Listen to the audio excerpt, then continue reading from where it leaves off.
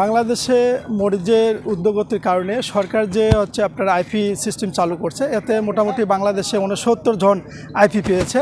তার মধ্যে আমরাও মরিচের আইপি পেয়েছি। আমাদের হিলিপোর্টে আজকে অলরেডি হচ্ছে মরিচের গাড়ি ঢুকছে।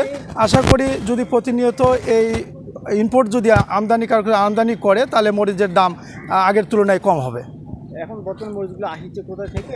মরিচগুলো ইন্ডিয়ার হচ্ছে নাসিক থেকে বেশিরভাগ আসতেছে। নাসিকের মরিচ এখন উঠতেছে ওখানে, এই কারণে নাসিক থেকে বেশি আসতেছে আর কি।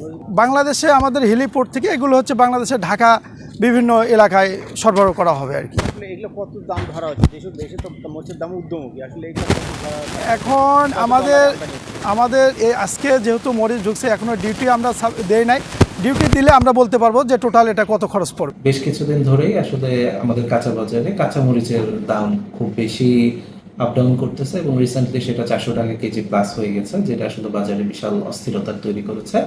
এই বিষয়ে সরকার অবগত আছে এবং বাজার নিয়ন্ত্রণের জন্য, স্পেসিফিকলি কাঁচামরিচের দাম নিয়ন্ত্রণের জন্য সরকার প্রায় বছরখানেক পরে আবার কাঁচামরিচের আমদানি সুযোগ দিয়েছে। কাঁচামরিচ এর আগে আমদানি হয়েছিল ভারত থেকে সর্বশেষ 2025 সালের নভেম্বরে। তারপরে আজকে আমাদের হেলিপোর্ট দিয়ে 3 ট্রাক কাঁচামরিচ এসেছে।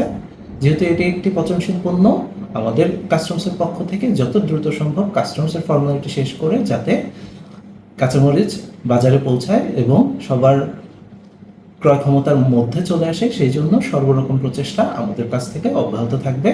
আশা করি আমরা খুব দ্রুত দেশের বাজারে কাঁচামরিচের দাম যাতে আবার নিয়ন্ত্রণের মধ্যে চলে আসে সেজন্য অবদান রাখতে পারবো।